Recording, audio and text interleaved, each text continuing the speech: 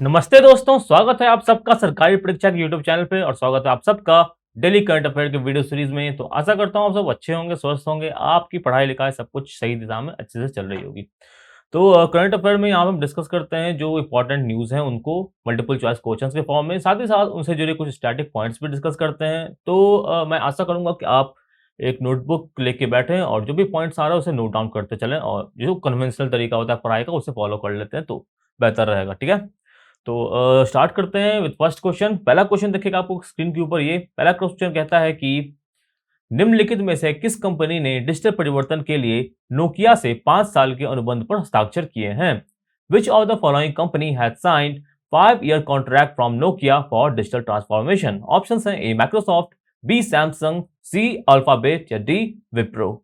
जी हाँ, तो सही उत्तर ऑप्शन नंबर डी विप्रो। जी हाँ, तो विप्रो जो कंपनी है कहाँ की है? बैंगलोर की कंपनी है और उसके साथ टाई अप किया है किसने? नोकिया ने, ठीक है। तो विप्रो के साथ नोकिया ने टाई अप किया है, जिसमें क्या होगा कि जो ग्लोबल जो बिजनेस सर्विस होगा वो विप्रो जो है नोकिया को डिलीवर करेगा।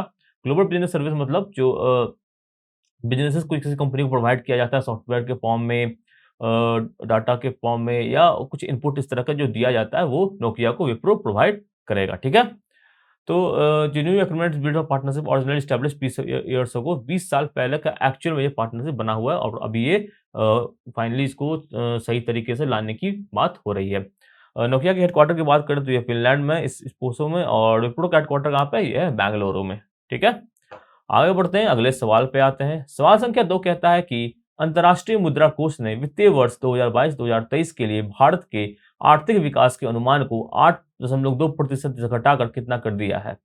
International Monetary Fund has reduced India's economic growth forecast for the fiscal year 2022-2023 from 8.2% to how much? Option है ए 8%, बी 7.5%, सी 7.4% या डी 7.2%। 8%, 7.5%, 7.4% या 7.2%। सही उत्तर है ऑप्शन नंबर सी 7.4%, 7.4%। जी हाँ, तो इंटरनेशनल मॉनेटरी फंड जो होती है ये जो दूसरी संस्थान को, दूसरे देशों को ये लोन देने का भी काम करती है और बेसिकली ये एक तरह से मॉनिटर करती है कि जो विश्व की आर्थिक जो व्यवस्था है या जो ग्रोथ है वो किस तरह से चल रही है उसको फोरकास्ट करने का भी एक काम करती है, ठीक है। तो इसने कहा कि भारत का जो अब ग्रोथ ग्रोथ फोरकास्ट होगा वो 7.4 होगा, ठीक है। पहले कितना था? 8.2%। अब 80 बेसिस पॉइंट से घटा दिया गया। बेसिस पॉइंट क्या हो गया? 1 बेसिस पॉइंट समझ लो होता है 0.1%, ठीक है। तो 7.4 माइनस 8.2 करोगे तो कितना आएगा? 0.8 यानी कि 80 बेसिस पॉइंट, ठीक है।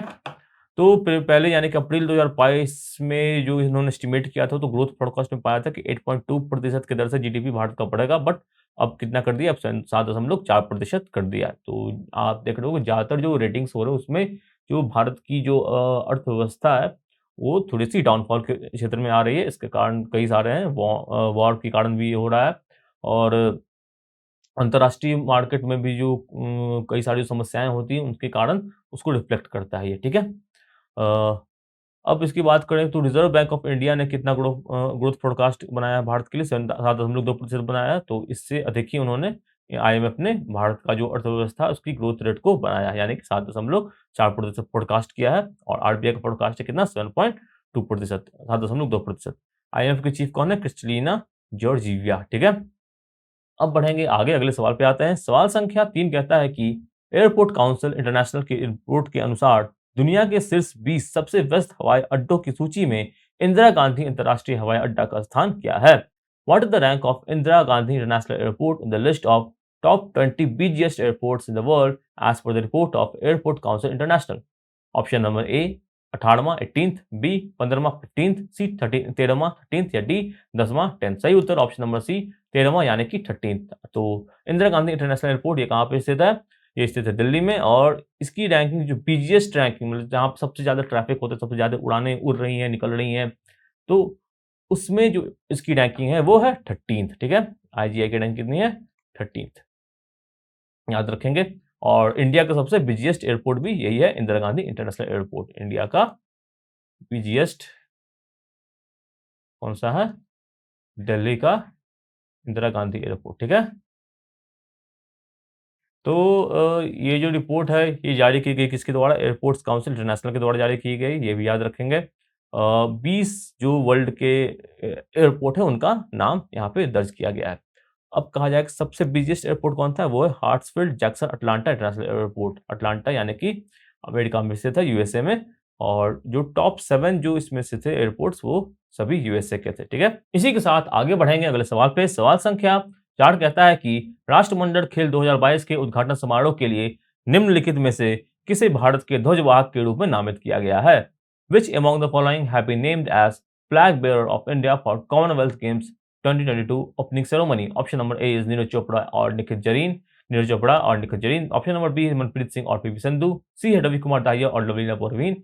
या डी है बजरंग पुनिया और दिनेश फोगाट। दोस्तों सही उत्तर क्या होगा? सही उत्तर option number B Manpreet Singh और पीवी सिंधु। मनप्रीत सिंह ये भारत की हॉकी टीम जो थी 2021 के ओलंपिक में टोक्यो में जो ब्रॉन्ज मेडल जीती थी उसके ये कैप्टन थे मनप्रीत सिंह। और पीवी सिंधु ने भी ब्रॉन्ज जीता था 2021 के ओलंपिक्स में। बैडमिंटन के खिलाड़ी हैं फेमस। तो इन दोनों को कहा गया कि ये लोग जो है और जो हमारा अभी होने वाला है क्या कॉमनवेल्थ गेम्स उसमें जो है भारत की के ध्वजवाहक के रूप में ये मार्च करेंगे, यानी कि भारत के फ्लैग बेरर होंगे ये दोनों, ठीक है? तो फ्लैग बेरर पहले होने वाले थे नीरज चोपड़ा, बट अभी क्या है कि इन्हें इंजरी हो गई है, तो अब ये जो है कॉमनवेल्थ गेम्स में ये भाग नहीं ले पा रहे हैं, तो ये फ्लैग बेरर नहीं है। फ्लैग बेरर अब कौन बन गया है? मनप्रीत सिंह और पीवी सिंधु। तो दोनों का नाम है और एग्जाम में पूछा जा सकता है किसी भी फॉर्म में ये क्वेश्चन, तो इसे जरूर याद रखें, अच्छे से याद रखें, ठीक है? आगे बढ़ेंगे और एक और इम्पोर्टेंट इन्फॉर्मेशन है नीरज चोपड़ा का नाम यहाँ पे। नीरज चोपड़ा ने जो अभी जो वर्ल्ड एथलेटिक्स चैंपियनशिप हुआ था वहाँ पे उन्होंने क्या किया था? उन्होंने वहाँ पे सिल्वर जीता था और इससे जो रिलेटेड वीडियो है वो हमारे प्लेटफॉर्म पे अवेलेबल है, तो उसकी लिंक डिस्क्रिप्शन में डाल दी जाएगी, आप जरूर उस वीडियो को देखें। उसमें जो नीरज चोपड़ा के बारे में सारी बातें बताई गई हैं और उनकी जो रिकॉर्ड्स जो हैं उनको भी वहाँ मेंशन किया गया है, जिसके बारे में एग्जाम्स में भी पूछा जा सकता है, ठीक है? इंपॉर्टेंट वीडियो, इसे जरूर देखें। आगे बढ़ेंगे दोस्तों, अगले सवाल पे आते हैं। सवाल संख्या 5 कहता है कि विश्व हेपेटाइटिस दिवस 2022 का विषय क्या है? What is the theme of World Hepatitis Day 2022? Option है A hepatitis free future, B hepatitis can't wait, C है bringing hepatitis care closer to you, या डी है टेस्ट ट्रीट हेपेटाइटिस। सही उत्तर है option number C bringing hepatitis care closer to you. तो जुलाई 28 ये डेट याद रखेंगे, इस दिन मनाया जाता है वर्ल्ड हेपेटाइटिस डे, विश्व भर में मनाया जाता है और डब्ल्यूएचओ के द्वारा ये मनाया जाता है। ये होता है जब लिवर का जो इन्फेक्शन होता है उसके कारण हेपेटाइटिस होता है, जब बेसिकली लिवर का ही इन्फेक्शन होता है। हेपेटाइटिस वायरस जो होता है वो हेपेटाइटिस का जो अदर इन्फेक्शन जो होता है उससे भी होता है, जैसे टॉक्सिक सब्सटेंसेस, अल्कोहल लेने से, सर्टेन ड्रग्स लेने से, इन चीज़ों से भी क्या होता है हेपेटाइटिस जो है वो बढ़ने का खतरा रहता है। तो 5 main type of hepatitis virus हैं जिनको कैटेगराइज़ किया गया है ए, बी, सी, डी, ई में, याद रखना बहुत आसान है। और ये जो 5 वायरस है बहुत ही जो है वो कंसर्न की बात है, क्योंकि जो ये बीमारी है ये थोड़ी-सी खतरनाक बीमारी होती है और इसके लिए अवेयरनेस पैदा करना बहुत ही ज़्यादा ज़रूरी है। इस वर्ष की थीम इन्होंने रखी है bringing hepatitis care closer to you. Theme याद रखेंगे जो कि प्रश्न में भी था और ये पूछा जा सकता है, काफ़ी ज़्यादा चांसेस हैं। आगे बढ़ेंगे दोस्तों, अगले सवाल पे आते हैं। सवाल संख्या 6 कहता है कि नोबेल पुरस्कार विजेता डेविड ट्रिम्बल का निधन हो गया। उन्हें किस क्षेत्र में नोबेल पुरस्कार से सम्मानित किया गया था? Nobel laureate David Trimble passed away. He was awarded by Nobel prize in which field? Option number A भौतिक विज्ञान फिजिक्स, बी चिकित्सा मेडिसिन, सी साहित्य लिटरेचर, डी शांति पीस। सही उत्तर ऑप्शन नंबर डी शांति पीस। तो डेविड ट्रिम्बल को शांति का पुरस्कार दिया गया था 1998 में। और जो ब्लडशेट इनके रीजन में होता था आयरलैंड में, वहाँ पे उन्होंने काफ़ी अच्छा काम किया और इसी के लिए इन्हें नोबेल पीस प्राइज़ से सम्मानित किया गया। इन्होंने मतलब हिंसा को रोकने का काम किया अपने क्षेत्र में और इसीलिए 1998 में इन्हें जॉन हुम के साथ जो है वो जॉन हुम के साथ इन्हें जो है वो नोबेल पीस प्राइज़ से सम्मानित किया गया, ठीक है? इसी के साथ बढ़ते हैं आगे अगले सवाल पे। सवाल संख्या 7 कहता है कि हाल ही में कितने देशों को आईसीसी सदस्यता का दर्जा दिया गया है? Recently, how many countries have been given ICC membership status? Option number A 1 1, B 2 2, C 3 3 या डी 4 4। सही उत्तर ऑप्शन नंबर सी 3 3, यानी कि 3 देशों को आईसीसी का सदस्यता दिया गया है अभी हाल ही में। और जो 3 देशों को दिया गया है उसमें कौन-कौन से देश है? कंबोडिया, उज़्बेकिस्तान और कोटे डी आइवरी, ठीक है? कोटे डी आइवरी अफ्रीका का है, उज़्बेकिस्तान और जो कंबोडिया है ये एशियन के देश हैं, एशिया के देश हैं। तो आईसीसी ने 3 न्यू कंट्री को जो ये नाम दिया उनमें ये नाम आते हैं। तो आईसीसी में जो मेंबर कंट्री होते हैं वो अब कुल 108 हो गए हैं और जिसमें कि 98 जो है वो एसोसिएट्स हैं और बाकी जो है वो मेन टीम है, जैसे कि India, Pakistan, Sri Lanka, Bangladesh, England, south Africa, Australia, New Zealand, जो मेन प्लेइंग नेशंस हैं वो तो उड़ाते ही हैं। इसके अलावा जो 108 जो अलग 96 देश हैं, उन्हें क्या किया जाता है, उन्हें एसोसिएट का दर्जा दिया जाता है आईसीसी में, ठीक है? एक और इम्पोर्टेंट इन्फॉर्मेशन इससे रिलेटेड ये है कि रशिया की जो आईसीसी मेंबरशिप है, वो चुनी जा चुकी है और इसे टर्मिनेट ही कर दिया गया। पहले सस्पेंड कर दिया गया था और अब इसे टर्मिनेट कर दिया गया, मतलब पूरी तरह से जो इसकी सदस्यता है रशिया की आईसीसी में, उसे समाप्त कर दिया गया है, ठीक है? आगे बढ़ेंगे दोस्तों, अगले सवाल पे आते हैं। सवाल संख्या 8 कहता है कि इंग्लैंड के किस क्रिकेट मैदान का नाम भारत के महान बल्लेबाज सुनील गावस्कर के नाम पर रखा गया है? Which cricket ground in England has been named after Indian batting legend Sunil Gavaskar? Option number A Lord's cricket ground, B Leicester cricket ground, C Worcester cricket ground या D Yorkshire cricket ground? Option number है सही B Leicester cricket ground. तो सुनील गावस्कर को नाम तो आप सब जानते ही होंगे। अपने जो इरा था, इनके ये महान खिलाड़ी थे, बहुत ही शानदार, बहुत ही उम्दा बल्लेबाज। इनफैक्ट जो क्रिकेट गेम होता है उसमें कुल मिला के 10,000 रन बनाने वाले ये पहले जो थे वो बल्लेबाज थे, यानी कि 10,000 रन इंटरनेशनल क्रिकेट में बनाने वाले पहले बल्लेबाज थे और 34 सेंचुरीज उन्होंने लगाई थी टेस्ट मैचेस में, ठीक है? इसका नाम जो है सजेस्ट किया था केथ वाज नाम के यूके के सबसे जो लॉन्गेस्ट सर्विंग पार्लियामेंट्रियन है, उन्होंने सजेस्ट किया था कि इस ग्राउंड का नाम सुनील गावस्कर के नाम पे होना चाहिए। आगे बढ़ेंगे, सवाल संख्या 9 कहता है कि हाल ही में अंगोला में खोजे गए 170 कैरेट के विशाल गुलाबी हीरे का नाम क्या दिया गया है? What is the name given to the huge 170 carat pink diamond discovered in Angola recently? Option number A Darya e Noor, B Cullinan हीरा या डी लुलुलूज, सी लुलुलूज या डी कोहिनूर? सही उत्तर ऑप्शन नंबर सी लुलुलूज। तो ये जो बहुत बड़ा सा पिंक डायमंड है 170 कैरेट का है, 300 साल में खोजा गया ये सबसे बड़ा पत्थर है, ठीक है? सबसे बड़ा मतलब जो पिंक डायमंड होता है वो है, ठीक है? पिंक डायमंड बेसिकली डायमंड ही होता है, इसका कलर पिंक होता है और ये डायमंड का ही एक प्रकार होता है, ठीक है? लुलुडूस की बात करें तो ये टू वे टाइप का डायमंड है, ठीक है? और ये लार्जेस्ट पिंक डायमंड अब तक का खोजा गया है, तो बुलाएंगे तो सवाल में भी था। और 185 कैरेट का दरियाए नूर इससे पहले जो है वो खोजा गया था, वो इससे भी बड़ा पिंक डायमंड था, बट 300 सालों में के भीतर जो है वो यही खोजा गया है, ठीक है? तो कहाँ पे खोजा गया है ये खोजा गया है अंगोला में। ये जगह भी याद रखेंगे, जगह के टॉप पे भी सवाल पूछा जा सकता है।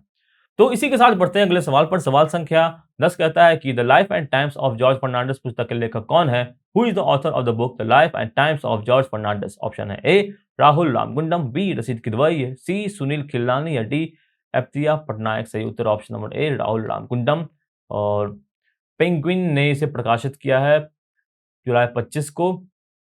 जो ये बुक है life and times of George Fernandes, ये जॉर्ज फर्नांडिस पे ही बेस्ड है ऑब्वियसली। जॉर्ज फर्नांडिस कौन थे? ये भारत के पूर्व रक्षा मंत्री थे और एक समाजवादी नेता भी थे, प्रख्यात थे और इमरजेंसी के वक़्त इनका जो रोल था, जो इमरजेंसी के विरोध करने के जो प्रमुख नेताओं में से थे, उनमें से भी एक जॉर्ज फर्नांडिस का नाम था, ठीक है?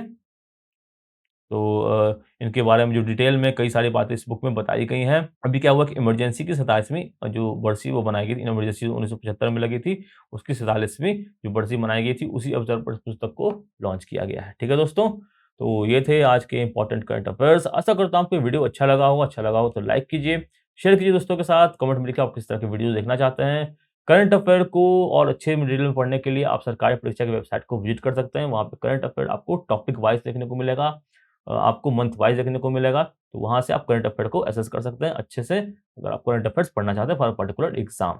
तो और साथ ही साथ यूट्यूब पे जो अन्य कंटेंट है उसको प्राप्त करने के लिए हमारे चैनल को सब्सक्राइब कीजिए और बेल आइकन को ज़रूर दबाइए। इससे क्या होगा, जो भी इंपॉर्टेंट वीडियो अपडेट्स होंगी, एग्ज़ाम रिलेटेड इन्फॉर्मेशन होगा, सारे आपको तुरंत प्राप्त हो जाएँगे। ठीक है? तो इसी के साथ चलते हूँ, अच्छे से रहिए, स्वस्थ रहिए, पढ़ाई-लिखाई करते रहिए। Have a nice day and जय हिंद।